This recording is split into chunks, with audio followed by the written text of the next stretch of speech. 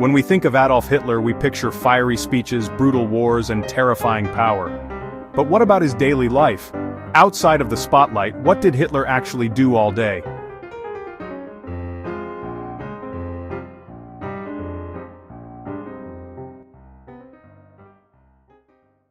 Unlike many world leaders, Hitler wasn't an early riser.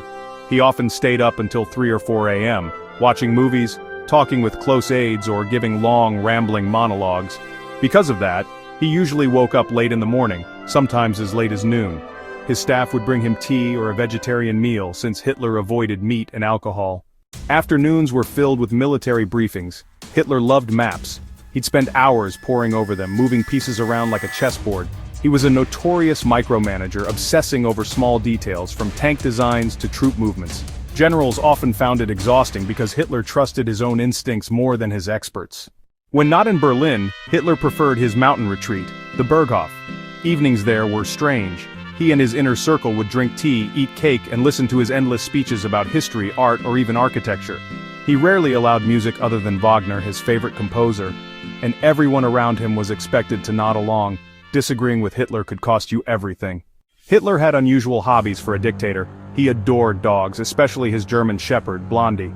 He was obsessed with movies, sometimes watching several in a single night. But while he appeared calm and private, his life was fueled by paranoia.